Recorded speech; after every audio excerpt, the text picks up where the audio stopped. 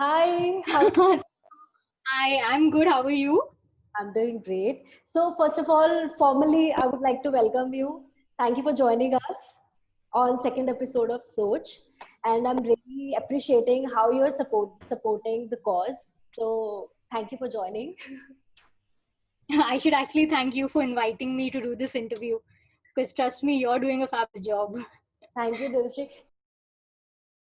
Tell me about your NGO कि आप जो स्ट्रीट किड्स के लिए काम करते हैं उनके साथ आप जुड़े हुए हैं तो प्लीज मुझे बताइए कि आपकी एनजीओ कैसे सपोर्ट करती है.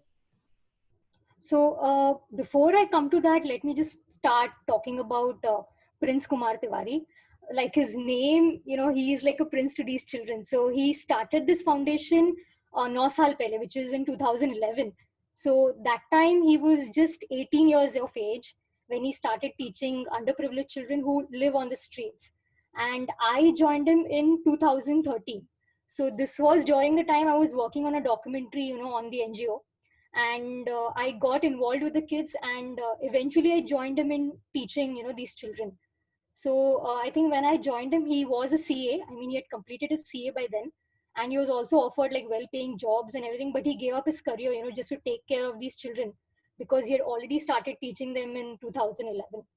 So we started teaching them under the flyover, so basic English, mathematics, a bit of science, and we call this a street school because obviously there were no walls, and there was constant traffic noise all the time. So we started with around about 20 kids at the time, and now we've moved on to teaching close to 100 children. Wow. So eventually, yeah, so it's increased a lot, just a number of 9 years.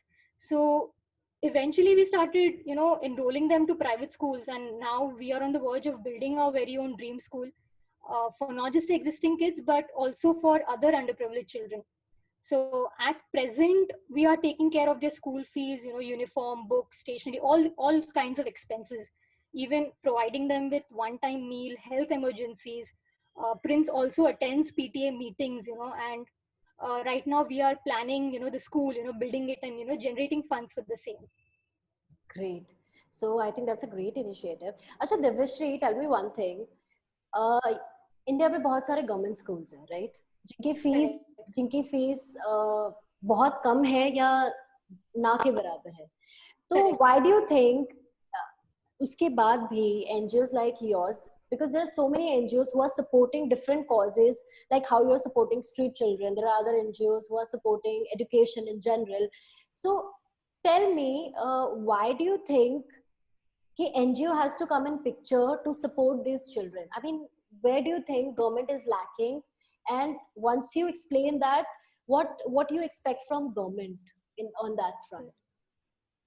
So let me tell you, let me just tell you how, what we learned from, while we got in touch with these kids. So most of these kids were going to school.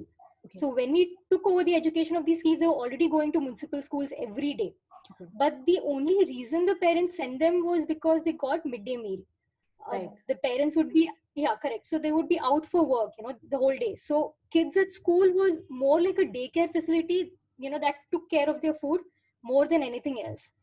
When we met the kids for the first time, the ones who were already in third and fourth grade, they didn't even know their basic ABCs and 1 2 3s. This is the unfortunate, the sad state of government schools. That's a Their reality. notebooks were completely blank. When we would ask them, why is this? Why, aren't you studying anything in school? So they would say ki they don't do anything at school as such. The teacher comes, she goes, she teaches, she's doing something. Nobody's really paying attention to whether the kids are learning anything or not. And maybe that is because the teachers are not being paid well. That could be one of the reasons. But so before we decided upon the school project, we tried talking about it with the government as well. We've spoken to municipal schools personally to provide us with space, because since we were undertaking classes under the flyover, which was very noisy, we thought maybe even at least these municipal schools would provide us with a space. We could teach even the other children, or we could hire teachers on our own end, to teach the children who are already in municipal schools. But that didn't work out. Nobody was cooperative. Also, since we don't have big contacts, that would get us through all these barriers. So coming to your, last part of your question, I think our government should look into this matter seriously, because there are a lot of municipal schools that are operating, but if knowledge isn't being imparted and, made sure that the young minds grasp this knowledge, Yeah. it's, all a waste of time and money. Exactly. And as you rightly said, like there are some teachers who maybe are not paid, that's why they are not teaching. But I think that attitude is really wrong, because you have taken a job of a teacher. It's your responsibility to teach, you know. Right. So as a teacher, and if, because being a teacher is a very big deal. You are teaching kids like writing basics, ka kha ga, or Exactly. writing ABCD. And tomorrow these kids will grow up. They should know how to read and write. It's very important. So as you Right. rightly said, government really needs to look into it. I have actually personally been to a couple of government schools in Mm-hmm. Haryana and Punjab, and Uh-huh. yeah, I've heard a couple of amazing stories, like how you have rightly said. But that's for another day. Yeah, So but I'm sure it's not the case with all schools. But there are many that are still operating. I'm sure there are teachers who are working in government schools and still teaching. But unfortunately, there's still students who fall into such classes where they're not getting what they need to, the basic education. that's the problem, yes, we are facing today. So moving forward, tell me, ये जो street kids हैं basically, Hmm. I am sure इनके parents सबके सब इन्हें पढ़ाई के लिए भेजना नहीं चाहते होंगे. कुछ ऐसे होंगे जो जो ये सोचते होंगे कि इन्हें काम पे जाना चाहिए, पढ़ाई लिखाई की जरूरत नहीं है, पैसे की ज्यादा जरूरत है.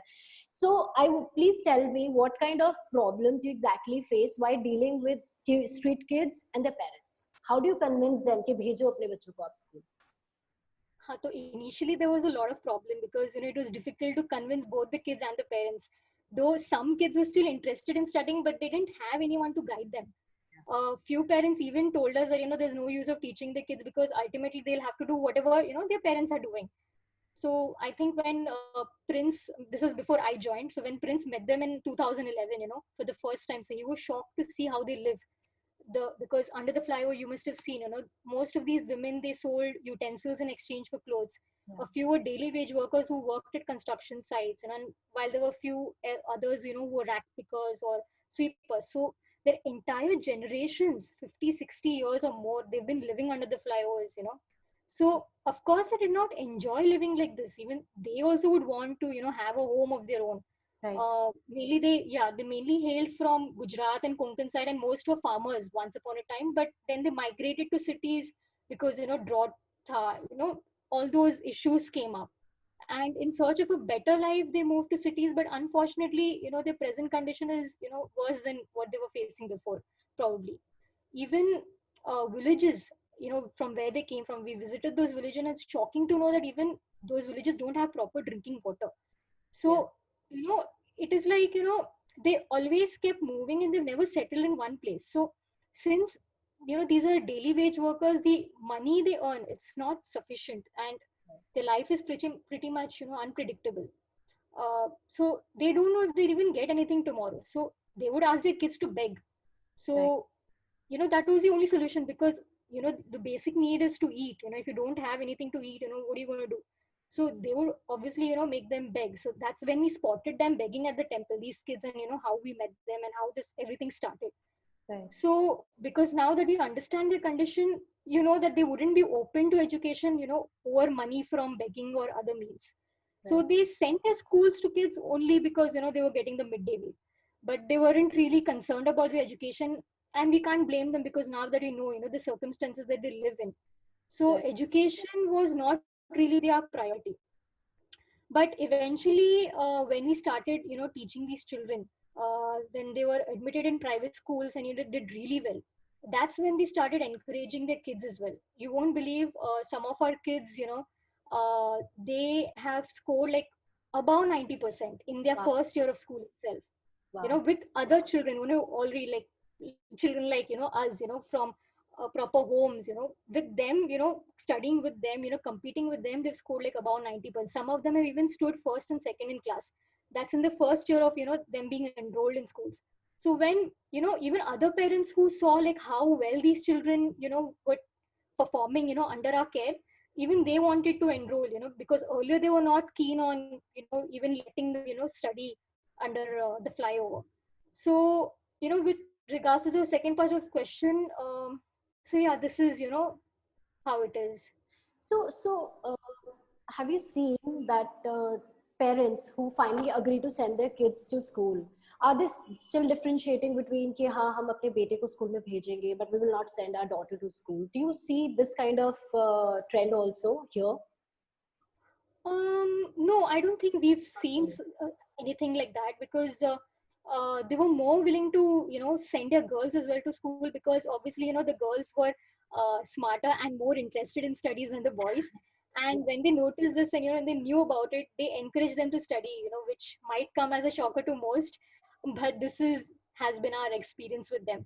So we've seen them take special care and give attention to, to their children, irrespective of, whether they were a boy or a girl. And I think because they realize that, only education can pick them up from, where they are right now, and, change their Definitely. lives, at least for the generations to come. Definitely, you've rightly said that. But sometimes I wonder, abroad में जैसा culture है कि kids go to school in the morning and doesn't matter what age they are, they can take a job, after school. So I think something like that should be introduced in India. Why? I know it's not the right thing that we are asking kids to work, but something keeping in mind certain guidelines. जैसे abroad में Correct. usually वो follow करते हैं, so that they can Right. support their family also, because otherwise at the end of the day उनके parents उन्हें school नहीं जाने देंगे. Drop Correct. आउट हो सकता है, जैसे आप कुछ साल सपोर्ट कर रहे हैं उन्हें, but Right. I don't understand, I am not sure about the drop out rate, but हो सकता है कि they will drop out after 10th standard or say 11th standard, and they're still young, right? They're not even 18 that time, so they're forced to Correct. not to go to school. So I think something like that should be introduced in our country as well, where they'll be able to go to school as well as they'll be able to help their families as well. Right. Right. So yeah, coming to that question, even the kind of school that we are building. Right. So I can, we are trying to build, not just a school that will impart, normal education, not just theoretical knowledge, but also that will, what do you say, on the basis of holistic approach, Okay. by exploring new ways of learning through innovation school, which involves, That's teaching that's children a great skills. idea. Yeah, that's a Yeah, great skills like, idea. yeah. So, they can learn woodwork, power tools, design thinking, programming. So it's not just going to be theoretical knowledge, but, an overall knowledge. So they can also solve their own local problems on their own, Right. instead of being dependent on others. Because, Right. which is important, because it's not like, abhi padhai kiya, so they are going to, reach the top suddenly. Right. It's going to be a gradual process. So they need to solve their own local problems, come out of this situation. So we will be providing, so this school that we are building, it's sort of calling it a dream school. So this will, incorporate all these things as well, teaching them how to, uh, solve their problems on their own. You will basically And make them self dependent, so that correct, self-dependent. if they And want to study further. So before we go ahead, would you like to tell me that like this school, your dream school you're talking about, so till what class you will provide education to kids? till 10th, for Till I 10th think standard. now it's still, yeah, till it's, 10th, it's still 10th. so from now, basically yeah. so basically you are trying to make them self sufficient, so that tomorrow maybe they can pursue higher education by supporting themselves. Right. And it's much Correct. better than begging. It's much better than it'll give them money that their next generation, or Correct. these kids, they maybe Correct. rent a small house, and they can education is very important. I have personally realized that, and I totally believe in that. So I think it's a very good initiative, and Yeah. it's great what you're doing. I'm Okay. really thankful to you. You are introducing me like this. No, Thank you. Thank you. seriously, I'm actually very thankful to you. Thank you. So would you like to share anything else about the project? Yeah, so we are also building a fabrication lab for children and communities. So, with the motto of producing local and consuming local. So, to develop like a circular economy. Okay. And other than that, we'll also be developing and teaching farming techniques and rainwater harvesting. So, Wow. this way, even if they don't succeed in, the academically, they have a lot of options. They can do something in their life. Right. So this is the main idea, to identify the local problems and then to develop and build solutions with the community and within the community. Okay, okay, that's great. So Divishri, you are teaching these kids for free, right? Like you are raising money for their education, their fee, their food. So how do you manage it? Because I'm sure expensive, like how you're saying, you're supporting 100 children, and supporting Correct. 100 children costs a lot. So please tell us, how are you managing these expenses? We don't need to know the all the names. Just give us a Right. vague idea how you're helping.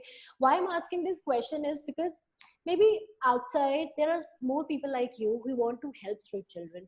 So after watching this episode, maybe they'll get an idea. Okay, these people I should approach to if I want to say help a certain section of kids in certain area of Mumbai, because say Mumbai is so big, and not only Mumbai, there are. So I was reading, according to a statistics, there are some 100 million street children in the world. Yeah. So That's I mean that's really sad, and I wish we could do something. I wish government could do something about this. So please tell us, if more NGOs want to support street kids. So how right. can they? Who are the right people to approach for? So I don't know, but let me just share my like our experience with the NGO. When we started, so in the beginning it was just word of mouth, Yeah, because since you're teaching under the flyover, our intention was not to make an NGO as such, because we started in 2011 and I think we registered in 2014. So our intention at first wasn't to make this work an NGO. So in the beginning it was just word of mouth. So the local residents who saw Prince, teaching these street children under the bridge every day for a couple of hours, in heat and rain, come what may, they obviously got curious. They stopped by and they inquired. So impressed by his efforts, slowly the word spread, and some good Samaritans, who contributed by donating money and stationery and food grains. So in the beginning it was people in and around the area who had heard about him and his work, and they came forward to help, with also with food, which we normally prepared on weekends, under the flyover. So we've cooked under the flyover as well with these kids.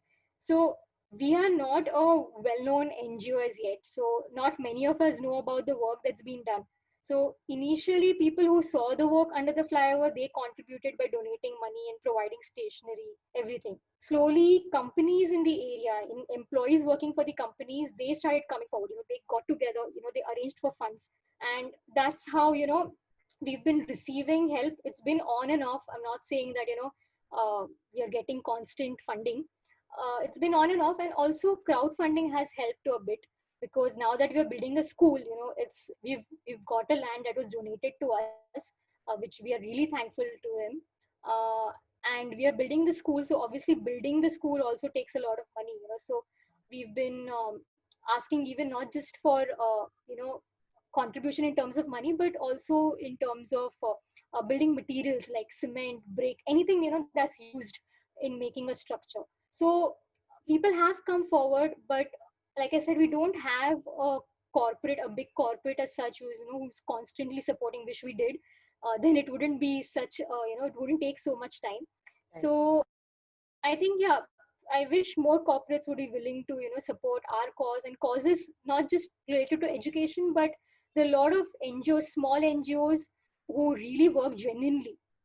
I'm sure there are big names also, but I don't know. I can't talk about them, but I know many small NGOs that do real work, and they really need support. But just because they're not a big name, it's very difficult to convince uh, corporates to believe in their efforts. So I wish, yeah, more corporates would come forward.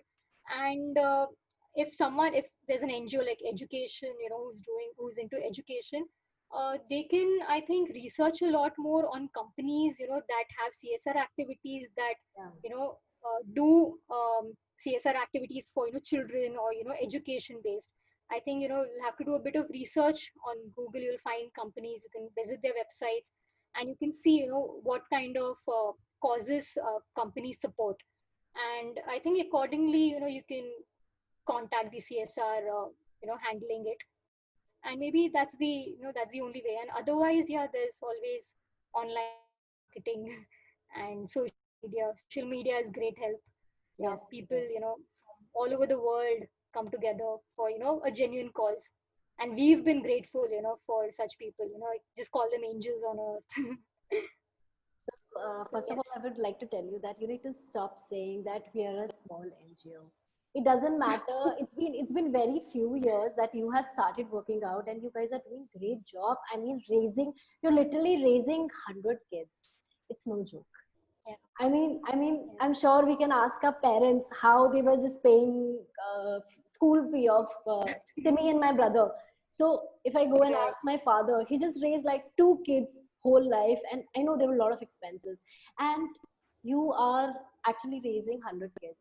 So I really Correct. believe that what you're doing is great, and I'm sure because you are working towards it, more corporates will come forward. Just keep working, and I'm sure there are many small NGOs also who are working towards the cause. So I think the thought is more important. You will become big. You will become very big one day. I'm telling you, because I think the idea you shared about the school, it's really exciting. Because more than grades, it's very important how you make them self-sufficient. Because if you see, there are so many universities which provides grades, but it's of no use. Honestly, they don't know how to use it. But you are Right. actually making them self-sufficient. That's really good. So Devashri, now lockdown is going on. Okay, Mhm. how are you conducting your classes, and how are you teaching kids in this situation? So right now, all the kids are in private schools, so that has been taken care of. Obviously, we can't, personally go. They don't have access to computers or anything, technology as such. So there's no way we can conduct online classes. So they are studying in private schools, so that has been taken care of. Obviously, they are at home right now. But otherwise, in terms of we've just started the work again with the school. So as and when we get funds, we are continuing the school work so that we can finish up with the school. Also, the main reason why we want to do this as soon as possible is because the metro work is going on, and there are many organizations that uh, want the beautification of the city, and they want the people living under the flyover to move away, Yes. which again is a big problem, because then whatever we've done, what how do we continue this? How will the kids continue their education? Right. Which is why we want to start with this school, as build the school as soon as possible, so that they don't, at least their education won't stop, just because they have to move to another place. So so we are just trying to work on these things. And yeah, we've temporarily relocated them to a slum area. So temporarily they are living somewhere, but obviously we'll have to do this soon. Yes, yes, you have to, because as you rightly said, everybody's bothered about beautification of the city, which is Correct. important. I'm not denying it's Correct. not important, but we really need to keep in mind that there are our kids of Right. our nation, so we really need to work towards it. And I wish government is doing a lot of things, but I wish they do more. And I hope it really works out. So Devashri, before we sign off, would you like to share something with our viewers, like your message, or you want to really convey something to the audience? Yeah. So I think basic education should be equal for everyone. So whether you're a child of a billionaire, or if you live under a flyover, you can't Right. deprive a child of that right.